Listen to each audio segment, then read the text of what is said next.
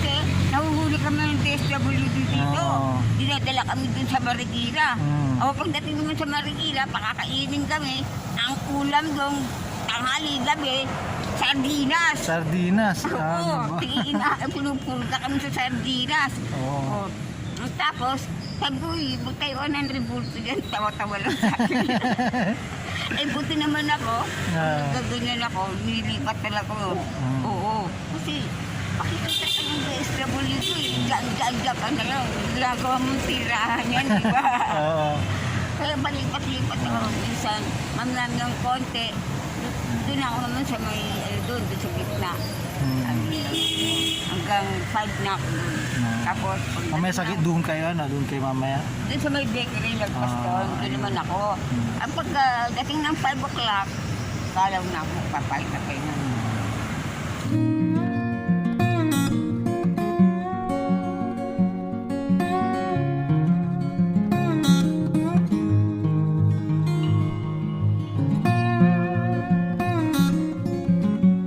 Ito, mahirap po sa inyo. Bakit po? Ay, ako trabaho. Anong pangalan nyo, Nay? Rebecca. Rebecca. Rebecca. Ilan taon na po kayo? 61. Ha? 61. 61, matanda na. 51. 51. Oo. Matanda na po kayo. Kanina, Matay ng asawa ko eh. balo na po kayo. Pero may mga anak po kayo. Sa bilang ko po. Sa nanay niya. Taga saan po kayo? At sa Galete, Taga Leyte. Southway. Matagal na po ba kayo dito? Na ako, kasawa ko sila sa Pasay. Sa Pasay. Ngayon, na ako tumanda. Buhay pa yung pasawa nyo? Patay na. Patay na. Kailan pa po? Tagal na. 1961. 1961, namatay na siya. May mga anak po ba kayo? Kaya dalawa. Naga ako nagsasawa eh. Nasaan na po yung mga anak ninyo? Kasi bilang ko, sa nanay. Ano pong sakit ninyo kanina? Sabi niyo may sakit kayo. Anong High sakit? blood. High blood. May nagbibigay na po ba sa inyo kanina? Magkano na po naipon nyo? 10 piso pa lang oh. 10 piso pa lang. Pararating ko lang. Kumain na po ba kayo? Pangapo. Hindi pa kayo kumakain? Marapin ko lang po eh. Tingin lang. Saan po kayo dito ngayon nakatira? Ayun. Ay, salamat. Salamat po. Salamat. May nagbigay sa kanya ng pagkain. Kasi walang tao dito. Konti lang mga tao. Hindi lang yung tao dito. Pagka Lunes hanggang Biyernes marami kasi yung mga nag-uopisina dyan.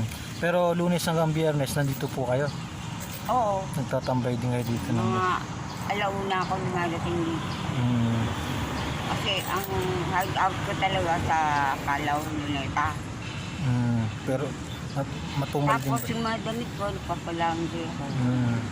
Kaya konti lang dinadala ko kasi karamihan dito nagbina ako ng mga bag.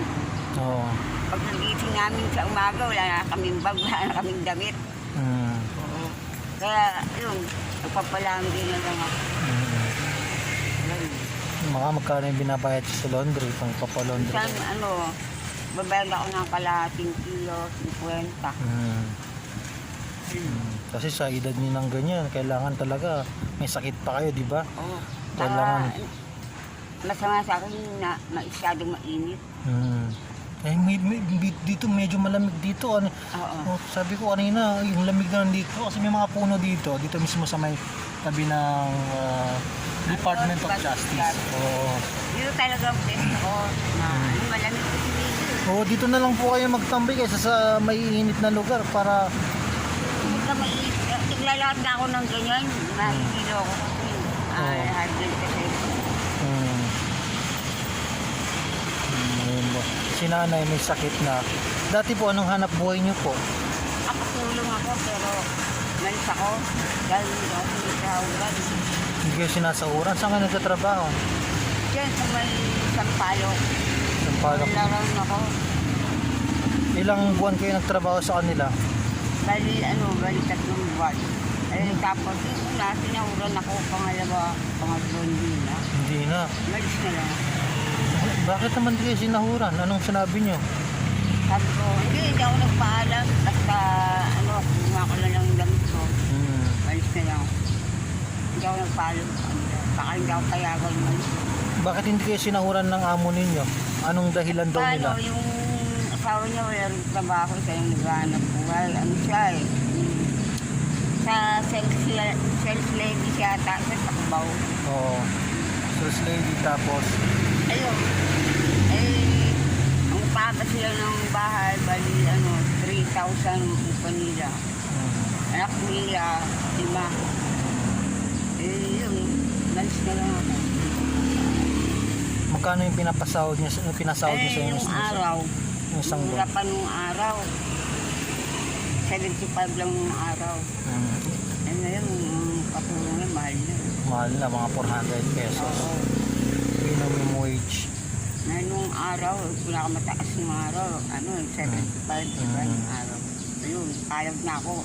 Hindi pagkain namin, baka siraan. Yun, tumatagal, hindi ako sinasakutan. Malis na lang ako, daw nagpaalam. Yun. Nangalakal na lang ako ng alakal. Kapalit din ako ng lutom. Tapos yung mga alakal, kaya na ako. Alaw. Mga magkano nabibenta sa kalakal? Yung mga kalakal kayo? Kasi nakakabenta ko ng kalating araw lang akong nangalakal. Yung dating ng gabi, yun na ako, pahinga na ako. Kasi yung kasa ng mga galigay, pag na isang 200, yun. Tamang-tamang sa pagkain.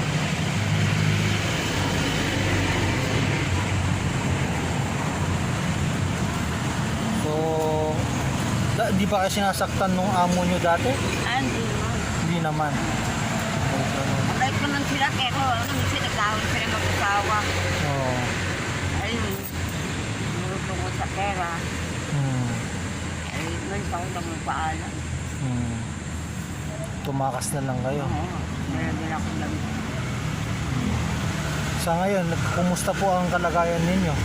Okay naman, pagka may pera ko, magpapahinga ako maghapon dyan. Pag gusto kong mga lakay, mga ganyan. Saan tayo dito? Doon lang ako natutulog sa kalaw. Sa Kalaw. Pagkain ko, ganun. Gilid lang din ng kalsada, gano'n. Oo, dyan sa kalaw. May mga kasama po ba kayo doon? Wala. Kasi kung magkaibigan ako, pero sa pagkain, ay labas na sila doon. Alam naman ang buhay. Oo, kanya-kanya. Kanya ang kain. Kasi kanya-kanyang diskarte rin ng hanap buhay, di ba? Kaya kailangan talaga, kanya-kanya din na kan. Kanya-kanyang kain na. Oo. Siyempre, kung masipag ka, Oo, hindi ka malilipasan ng gutom. hindi ka malilipasan ng... Oo. Alam mo, karamihan nyo nababaliw, salita ng salita, wala namang kausap. Ito nakikita ko rito, bigla na lang sisigaw lalaki. Oo. Nakahubad pa. Ay sabi ko na ko, nasobrahan yata ito sa gabon. Kung kumikita sila, gagabot yata. Bali, ang iniinda nyo pong sakit ngayon, high blood. High blood. Pero nagpapatingin ba kayo sa doktor Oo, minsan? pero kasi binigyan ako ng maintenance gamot. Yung tigilan ko lang kasi hindi ko kaya ang presyo ng gamot 800, maliit lang. Hindi ko nabili hanggang ngayon. Nagpasag ko, direktan na lang ako ng pagkain. Bawal ang sa akin matatamis, saka maaalat. Huwag daw masyadong magpupuyat, gano'n. Wala yun. Pero natutulog na lang kayo ng maaga. Oo, natutulog ko ng maaga. Pero hindi naman delikado yung pinagtutulugan nyo doon sa Kalaw? Hindi, kasi may katabi ako, mag-asawa lang sila. Nasaan po yung mga pamilya nyo ngayon? Yung... Sa Leyte sila, balita ko na ano daw yung bahay namin doon, naanod ng baha, yung bagong yuling. Yung bahay namin. Naanod na, na-wash out yung Wash bahay. out. Kasi yung tatay ko, lang sa dagat. Namang isda. Nang nista. Nanay ko na lang ang naiwan sa mga kapatid ko. Ewan ko kung nasaan sila, hindi ko na alam. Hindi mo Kasi na maliit alam. pa akong umalis doon. Hindi mo ba sila nabisita? Hindi, lalo yung pamasahe ko. Saan po ba yun? Sa Leyte. Leyte. Tugod. Hindi na ako. Pero may contact po ba kayo? Nakokontak niyo po yung pamilya sa Leyte? Wala, hindi ko yung makakontak. Ano eh. Sabi ng dagat kasi kami, yung bahay namin, na-wash up doon.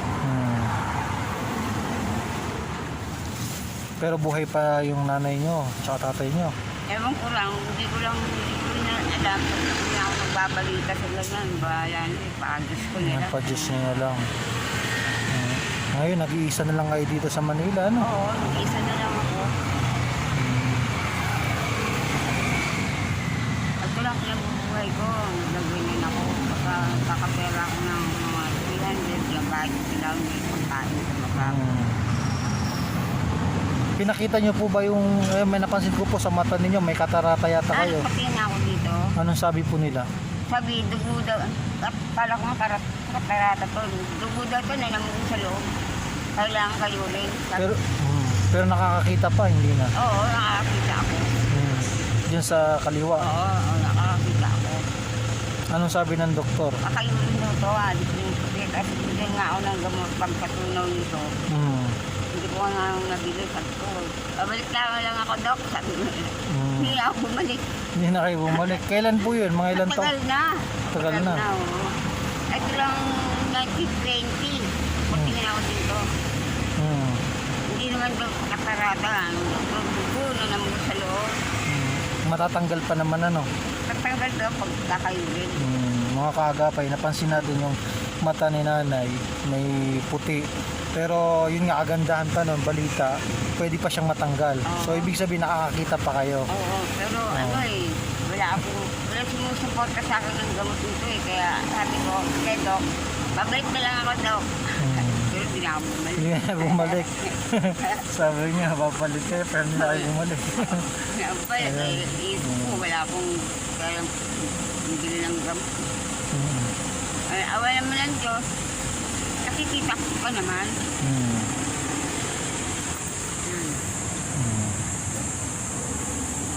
Ang importante ngayon, nakakakain kayo ng mabuti. Pero sabi nyo kanina, hindi pa kayo kumakain. Alam lang, may pagkain ako. Kakainin nyo na yan. Maya-maya. Anong ipaparis nyo dyan? Tubig na lang. Bigla ako tubig dyan. 10 piso lang tubig dyan. Umiinom naman kayo ng kape, ano? Oo, sa umaga.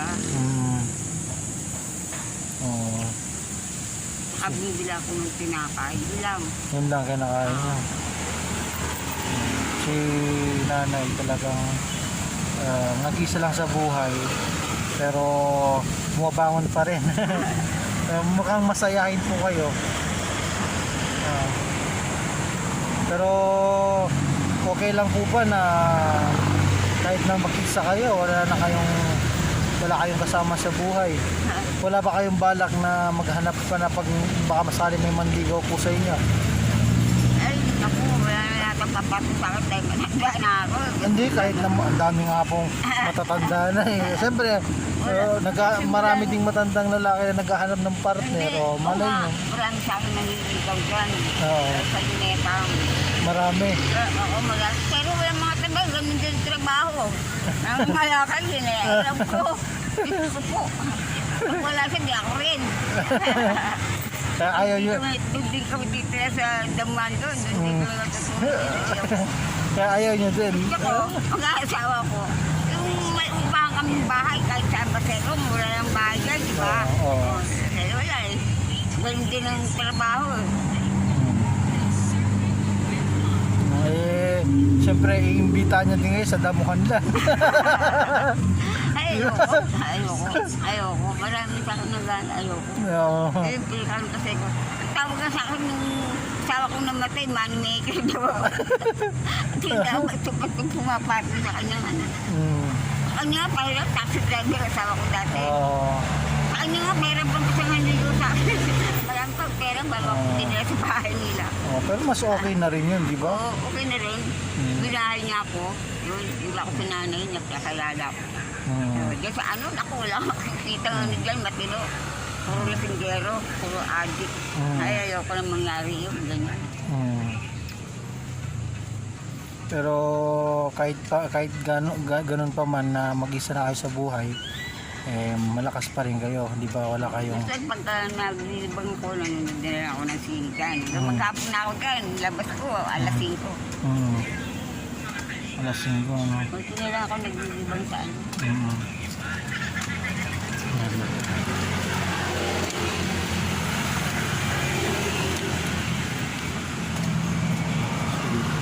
Ano nyo? Anong Sa YouTube channel po. channel to? YouTube channel po. YouTube po. Ano pong gusto niyo sabihin sa mga nanonood? Ay, ayoko. Kayo na lang magsabi ko. Hindi, baka sakaling may gustong... Kasi ang gusto ko mangyari sa buhay ko, pag yung taong nakakatulong sa akin, halimbawa, ang ibigay ng punan, o magtiba-tiba na lang ako ng yung masgas, gabilyo, at kakakape, sinapay, lakad-ibig mo. Dito marami nagtitinda ng ganun, di ba? Sa manuwa sa wala masyadong nagtitinda. Huli nga sila rito. Bawal, ano? Huli sila araw-araw, kamubukas ang huli naman. Nagkipaghabulan sila. Oo. Bali ang ano ko naman sa gabi, mga 5 o'clock ganyan. Tanap yan. Yan, walang huli sa gabi. Sa araw lang huli dito. Yung gusto ko mangyari, sana may taong maawa sa akin. May taong makatulong. Magtitinda na kayo ng Tinda na lang ako. mga biskwit. Oo, ganun. Mga laki ni kape.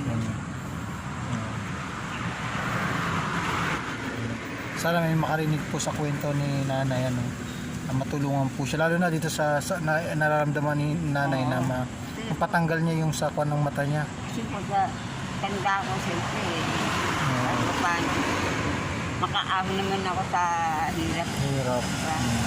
Lalo na yung laki taon na Kaya, mahirap ang tao ngayon. Tama. Karamihan, walang trabaho ngayon. Oo nga. Sasarado mga... Kahit na yung mga dating may magagandang trabaho, wala na. Sasarado nga eh. Maraming kumpanya bumagsak. Nagbukas na daw. Kahit magbubukas, mahirap. Hindi makabawi ka agad. Kailangan pang, maraming proseso pa. Kasi maraming kumpanyang bumagsak na kailangan pa nilang kumuha ng pungunan, mangutang ulit sa bangko. May mga anak pa yung iba. Kasi nag-aaral nila. Pero sana may mapanood sa kwento ninyo kasi gusto naman natin na may bahagi sa mga babayan natin. Kwento ninyo. Baka mapansin kayo. Dito po nagtatambay si nanay sa Department of Justice. Tapat po dito mismo sa Pauray Street. Tabi lang siya ng Robinson. Baka may yun nga lang, ito lang yung pinagkukuhanan niya ng hanap buhay, yung paghihingi. Kasi matanda na rin si nanay, tsaka may hinihin ng sakit, kailangan niya din po ng tulong. Nay, may bibigay ako sa inyo maliit na tulong. Maliit na tulong lang, pero sana makatulong sa inyo, ano? At least kanina, sabi mo nga, magkano yung ban mo? 10 piso pa lang. 10 piso pa lang, ay nako. Sana may tumulong kay nanay. Bibigyan ko kayo ng tulong. Maliit lang, pero sana makatulong sa inyo. Ito, ano?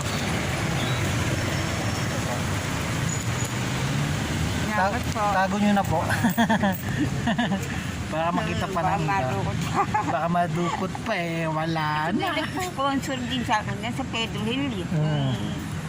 Yung isang taon pa lang, alam mo, in-offer ko rin din sa kanila. Nauna ko ng probinsya, hindi na ako binalikan. Pagbalik, bago sila umalis, binigyan ako ng grocery, pera, ganun. Kaya sige, kita na ako sa, pag pumunta ng tao dito, hindi na nagpakita sa akin, hindi. Sponsor ko dyan, lalaki, dalawa sila. Yung isa pa bakla-baklain. Sabi sa akin, sige, pagbalik namin tutulungan kita. Yung bago sila umalis, ano sila yung grocery dyan sa binigyan ako ng grocery, pera, 200 din. Sige, mag-ingat ka na lang dyan, babalikan ko kayo. Hindi na bumalik. Kasi siguro, marami din sila tinutulungan. Katulad namin. Hindi nagsabi sa akin, andun daw sa kalaw sila, nagkaano din ng mga tao. Kasi katulad namin, Kasi natin daw nila sa probinsya, hindi ba eh. sa amin, umiikot-ikot din kami, marami kami pinupuntahan. Kaya minsan, pag gusto namin balikan yung isang tao, katulad dito, may binalikan kami si Nanay, baka kilala niya si Nanay Willie. Oo. Sabi ko, Palagi namin natutulungan yan. ay, magtatay pa yata na revolto dyan. Hindi ka na lumilip. Dyan. Kasi may nagbibigay pa nga sa ano dyan. Oo. Hindi siya lumilipat ng pwesto. Oo. Minsan kasi, nahuhuli kami ng DSWD dito. Oo. Dinadala kami dun sa Marikina. Mm. O pagdating naman sa Marikina, pakakainin kami. Ang ulam doon, tanghali, gabi, sardinas. Sardinas. Oo, pinupurga kami sa sardinas. Oo. Oh. Tapos, sabi ko, magtayo ng revolto dyan, tawa-tawa lang sa akin. Eh, buti naman ako, gaganyan ako, nilipat talaga ako. Oo, kasi pakikita ka ng DSWD, gaan-gaan ka na lang, ginagawa mong tirahan yan, di ba? Oo. Kaya balipat-lipat ako minsan, mamlam ng konti, doon ako naman sa may, doon sa gitna. Hanggang 5 na ako doon. Tapos, Mamaya sakit doon kayo, doon kayo mamaya. doon sa may bakery, lagpas doon, doon naman ako. At pagdating ng 5 o'clock, kalaw na ako, papalit na kayo na. Sige. Di bale, pag mapadaan kami dito ulit, kasi mahirap na mag-promise, pag mapadaan kami dito ulit, Oo, katulad si Nanay, palagi namin ako yan, pangalawa na namin. oo. Tinulungan namin si Nanay. Yan naman, balita ko, na masok ng tindera.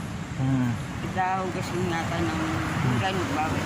Hindi naman doon sinahulan, kaya umalis din siya. Oo nga, yung grabe yung pag magtatrabaho na nga kayo ng mabuti. Tama na sa kanilang kumakain tayo, kung tayo nakikita nila dito na walang anong amo rin eh. Kaya maalis, sarili nila lang ang hanap ko eh, sabi ko.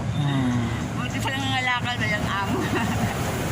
Matulog ka na walang ano, o yung pera, wala ka pang sakit ng Tama.